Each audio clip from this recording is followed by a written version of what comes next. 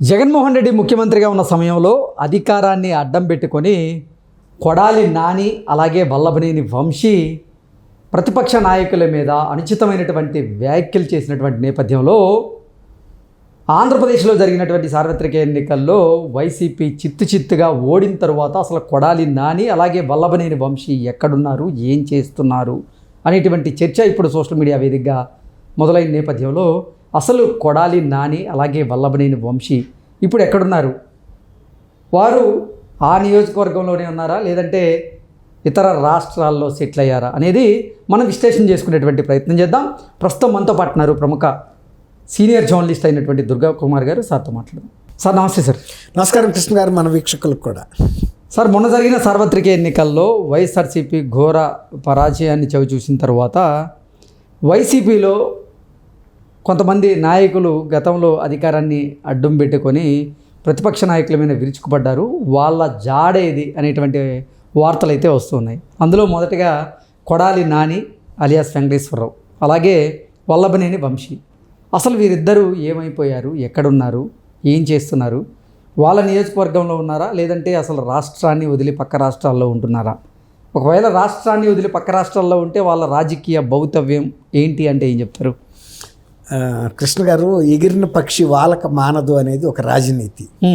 ఇలాంటి అకృత్యాలు, అసభ్యపు మాటలు, అవాంఛనీయమైనటువంటి మాటలు ప్రతిపక్ష నాయకులనే కాదు, ఇళ్లలో ఉండే కుటుంబ సభ్యుల్ని, మహిళల పట్ల కూడా మాట్లాడిన వ్యక్తులు ఏనాటికైనా వాళ్ళు తెరమరుగు కాక తప్పదనేది ఆ రోజే అనుకున్నాం. ఆయన్ని బూతుల మంత్రి అనే ఒక పేరు వచ్చింది. అలాగే వల్లభనేని వంశీ, ఆయన ఒక వెటర్నరీ డాక్టర్. తెలుగుదేశంలో ఉన్నప్పుడు మరి ఆయన సంస్కారంగానే ఉండేవాడు.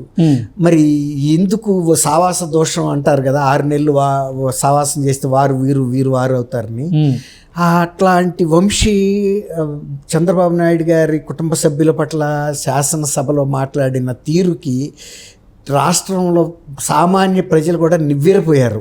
అసలు ఇంత కుసంస్కారమైన మాటలు ఎలా మాట్లాడాడు, అసలు అతను మనిషా, ఆయన ఇంట్లో కూడా మహిళలు ఉన్నారా లేరా అనే అనుమానాలు వచ్చినాయి. అసలు రాజకీయ భిక్ష పెట్టిన ఒక నాయకుడికి, రాజకీయ భిక్ష పెట్టిన ఒక పార్టీ నాయకుడి గురించి అంతలా ఎలా మాట్లాడగలిగాడని కూడా అనుకున్నారు. అది ఇద్దరికీ వర్తిస్తుందండి. ఇప్పుడు కొడాలి నాని కూడా తెలుగుదేశంలో పుట్టి పెరిగిన వాడే, అనేక సార్లు ఇక్కడ సీట్లు పొంది ఎమ్మెల్యే అయ్యాడు. ఆయన ఎట్లా మాట్లాడగలిగాడు అనేది మీరు అన్నట్టు అతని మీద కూడా వచ్చింది. అయితే ఇంకోటి ఏంటంటే, మీరు ఇంకొక పేరు మర్చిపోయారు, పేరు నాని. ఈ మధ్యలో ఈ బీప్ కుంభకోణంలో బయటకు వచ్చాడు. ఆయన కూడా అదే స్థాయిలో మాట్లాడిన వ్యక్తే. మరి పవన్ కళ్యాణ్ బాగా టార్గెట్ చేశాడు ఆయన. అంటే పేరు నాని గారు ఓడిపోయిన తర్వాత కూడా అప్పుడప్పుడు బయట కనబడుతున్నాడు. కానీ ఇక్కడ కొడాలి నాని కానీ వల్లభనేని వంశీ కానీ ఎక్కడ కనపడినటువంటి దాఖలాలు లేవు. వాళ్ళు అసలు ఎక్కడ ఉంటారు? అయితే వీళ్ళిద్దరికి సంబంధించిన అనుయాయులను అరెస్ట్ కూడా చేశారండి. వీళ్ళిద్దరూ చాలా దాష్టికాలు చేశారు నియోజకవర్గంలో. ముఖ్యంగా ఈ వంశీ తెలుగుదేశం కార్యాలయం మీద, గన్నవరం కార్యాలయం మీద దాడి చేసి, ధ్వంసం చేసి, కారుల్ని తగలబెట్టిన తర్వాత కార్యకర్తల మీద చేసిన దాడిలో ఆయన అనుచరులను కూడా అరెస్ట్ చేశారు. ఇంకా కొన్ని అరెస్టులు జరగాల్సి ఉంది. అట్లాగే కొడాలి నానికి చెందిన ఒక అనుచరుడిని అస్సాంలో పట్టుకున్నారు. అతను కూడా ఈ రావి వెంకటేశ్వరరావు అని తెలుగుదేశం నాయకుడి మీద, అంటే రావి శోభనాద్రి గారు అని ఫస్ట్ టైము తెలుగుదేశం పార్టీ పెట్టినప్పుడు రామారావు గారు ఎమ్మెల్యేగా టికెట్ ఇచ్చాడు. ఆయన రాజకీయాల్లో లేడు. ఆయన గౌరవనీయమైన వ్యక్తి, గుడివాడలో ఒక వ్యాపారవేత్త, అందరితోనూ సమన్వయంగా ఉంటాడు, మంచి ప్రతిష్ట ఉంది ఆయనకి. అది గుర్తుపట్టి ఆయన ఇచ్చినందుకు ఆయన గెలిచాడు. ఆ తర్వాత కూడా ఆ కుటుంబం ఏ పార్టీకి మారకుండా విధేయతగా తెలుగుదేశంలో ఉన్నారు. ఆ వెంకటేశ్వరరావు గారు వ్యాపార సంస్థల మీద ఈ కొడాలి నానికి చెందిన అనుయాయులు దాడి చేశారు. అందులో ఒక వ్యక్తిని శివ అనుకుంటా అతని పేరు, అస్సాంలో అరెస్ట్ చేశారు. అంటే వాళ్ళు ఇక్కడ మీరు అడిగారు ఇక్కడ ఉన్నారా లేరా అని. వాళ్ళ అనుయాయులే అస్సాం రాక పారిపోయారంటే వీళ్ళ ఆస్పాసులు కూడా ఎక్కడుంటాయి అనేది ఎవడు మనం చెప్పలేని పరిస్థితి అండి. ఎందువల్లంటే వాళ్ళు పార్టీలో అధికారంలో ఉన్నప్పుడు ఎలాంటి మాటలు మాట్లాడారంటే, మేము ఎవరినైనా ఏదన్నా చేస్తాం, మరీ కొడాలి నాని నోరెత్తాడంటే లారీలతో తొక్కిచ్చేస్తానని చెప్పేవాడు ఎవరినైనా. దేవినేని ఉమ్మన్ కానీ ఇంకొకళ్ళు ఎవరైనా సరే. భీముడికి గద ఎట్లాగో ఆయనకి లారీ అట్లా. తొక్కేస్తాడంటాడు. అంతకుముందు లారీ మీద ఆయన క్లీనర్గా చేశాడంట పూర్వాశ్రమంలో. కాబట్టి ఆయనకి లారీ తొక్కేయటం ఇది ఒకటే తెలుసు, అంతే తప్ప మనం ప్రజా జీవితంలో ఉన్నాం, మన కూడా లారీతోనో బస్సుతోనో తొక్కించగలరు అనేది ఆయన మర్చిపోయాడు. అట్లా మాట్లాడిన వ్యక్తి ఇవాళ ఆయనకి ప్రజల ముందుకు వచ్చి మాట్లాడాలంటే మొహం చెల్టల్లా. తర్వాత ఇంకోటి చెప్పాడు, అసలు ఎన్నికల రోజు కౌంటింగ్ రోజు ఎవడైనా సరే అసలు నన్ను జగన్మోహన్ రెడ్డి తెలిసినాడు ఎవడో అసలు గుడివాడలో నామినేషన్ కూడా వేయడు అన్నాడు. ఒకవేళ వేసిన లెక్కింపు మొదలెట్టిన అరగంట లోపల ఆడు ఫ్లైట్ ఎక్కేసి ఎక్కడికన్నా వెళ్ళిపోతాడని చెప్పాడు. కరెక్ట్గా అది ఆయనకే ఎదురైంది. లెక్కింపు మొదలవ్వగానే ఇక ఆయన పక్కన ఎవడో గట్టిగా నలుగురు కూడా లేరు, ఎవడో పోరగాళ్ళ నలుగురిని పెట్టుకుని బయటకు నడుచుకుంటూ వెళ్ళిపోయాడు జేబులో చేపెట్టుకుని. నేను ఎటు వెళ్తున్నానో నాకే తెలియదు అన్నట్టుగా. ఏమైతే మాట్లాడాడో అవన్నీ ఆయన అనుభవించాల్సి వచ్చింది. అట్లాగే ఇవాళ ఎన్ని సవాళ్ళు ఇచ్చినాడో, ఎట్లాంటి బూతులు మాట్లాడాడో ఇవాళ ఆయన గుడివాడలో జనం ముందుకు వచ్చి మొహం ఎట్లా చూపిస్తాడండి. కాబట్టి గుడివాడలో ఉన్న అజ్ఞాతంలో బతికినట్టే. లేదు మీరు అన్నట్టు ఏదైనా ఇతర రాష్ట్రాల్లోకి అనుయాయుల్ని అస్సాం రాక పంపాడంటే మరి ఆయన కూడా ఇంకా సుదూర ప్రాంతాలకు వెళ్ళొచ్చు. లేదు ఆయనకి ఎద్దులు పెంపకం మీద బాగా శ్రద్ధ, అట్లా పశువులశాలలో ఒక రూమ్ కట్టేసుకుని ఏంటి కొడాలి నాని వల్లభనేని వంశీ హైదరాబాద్లోనే నివాసం ఉంటున్నారు అనేటువంటి కొన్ని వార్తలు వస్తున్నాయి. అలాగే గోవాలో ఉంటున్నారు అనేటువంటి కొన్ని వార్తలు వస్తున్నాయి.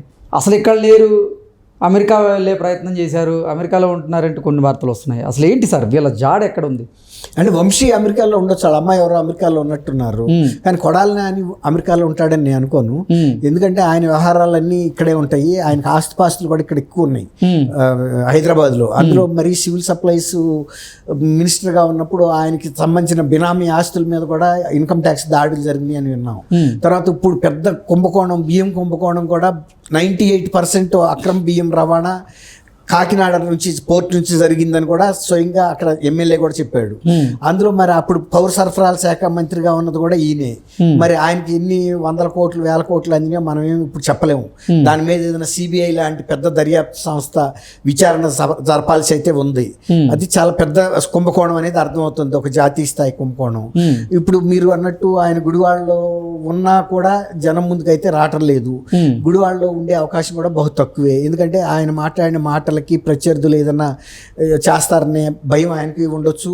తర్వాత జనంలోకి వెళ్ళే పరిస్థితి లేకుండా ఎంతకాలం అజ్ఞాతంలో ఉంటాడండి ఎవరైనా. గతంలో పబ్లిక్లో తిరిగి ఇన్ని పెద్ద పెద్ద మాటలు మాట్లాడి బీరాలు పలికి ప్రగల్భాలు పలికిన వ్యక్తి ఒక పిరికివాడిలాగా దాక్కోవాల్సిన పరిస్థితి వచ్చింది. దుర్యోధనుడు గనక సరస్సులో దాక్కుంటే భీముడు రెచ్చగొట్టి బయటికి తీసుకొచ్చాడు. అట్లాగే అక్కడుంటే ఇలాంటి సంఘటనలు అన్నీ ఆయనకి జరుగుతాయి. అట్లాగే ఇప్పుడు వంశీకి కూడా హైదరాబాద్లో బ్రహ్మాండమైన ఆస్తిపాస్తులు ఉన్నాయి.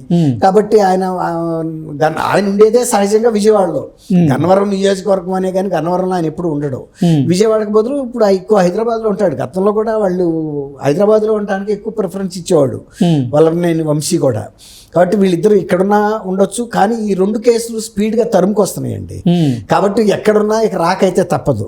ఇప్పుడు దుర్యోధనుడు కూడా చిరకాలం ఆ సరస్సులో దాక్కోలేకపోయాడు కదండి, బయటకు వచ్చాడు కదా. జలస్తంభన విద్య వచ్చు తనకి, కానీ అయినా వచ్చాడు. ఎందుకంటే అంత రెచ్చగొట్టినట్టు భీముడు మాట్లాడాడు. ఇప్పుడు అట్లాగే పోలీసు దర్యాప్తు సంస్థలు వాళ్ళ వెంట పడినప్పుడు ఎంతకాలం అని వాళ్ళు దాక్కుంటారు? ప్రజల ముందు దోషులుగా మిగిలిపోతారు కదా. దానికన్నా పోలీసుల ముందు లొంగిపోవటమే బెటర్. అరెస్ట్ స్వచ్ఛందంగా వచ్చి దాన్ని బట్టి కేసు బుక్ ఇదవుతుంది. పని ఉంటే కొన్నాళ్ళు జైల్లో ఉంటాడు. ఇప్పుడు 16 నెలలు జగన్మోహన్ రెడ్డి జైల్లో ఉన్నాడు. ఇప్పుడు వీళ్ళకి 15 రోజులు 20 రోజులు కస్టడీకి ఇస్తారు. ఆ తర్వాత అయినా బయటకు రావాల్సింది. కాబట్టి ఖచ్చితంగా ఇప్పుడు ఎంత అజ్ఞాతంలో ఉన్నా ఆ పూర్తి కాలం అయితే అది జరగదండి. ఓకే. తర్వాత ఆంధ్రప్రదేశ్ పోలీసులు కూడా ఈ గతంలో లాగా ఉదాసీనంగా ఉండే పరిస్థితి లేదు. ఏ కేసునైనా త్వరగా చేయమని కూడా నిన్న గౌరవ హైకోర్టు కూడా పిఎస్ఆర్ ఆంజనేయుల్ని ఒక ఐపీఎస్ సిఐడి మాజీ చీఫ్ని ఎందుకు అరెస్ట్ చేయలేదు, ఆయన ముందస్తు బెయిల్ కూడా కోర్టుకు రాలేదు కదా, అరెస్ట్ చేయడానికి ఎందుకు మీరు తాత్సారం చేస్తున్నారని పోలీసుల్ని స్వయంగా అడిగింది. అంటే స్వచ్ఛందంగా తనంతట తనుగా. అంత హైకోర్టులు న్యాయస్థానాలు కూడా దృష్టి పెట్టినప్పుడు పోలీసులు గతంలో లాగా ఉదాసీనంగా జగన్మోహన్ రెడ్డి గారి ప్రభుత్వంలో లాగా ఎఫ్ఐఆర్ కట్టకుండా, ఎఫ్ఐఆర్ కట్టినా అరెస్టులు చేయకుండా ఉండే పరిస్థితి లేదు. ప్రధాన కార్యాలయం తెలుగుదేశం మీద దాడిలోనూ ఆ టైంలో ఏమి చర్య తీసుకోవాలా, అట్లాగే గన్నవరం కూడా అదే పరిస్థితి. కానీ ఇప్పుడు అది కొనసాగదు. Okay sir, thank you so much. Thank you Krishna garu, మన వీక్షకులకు.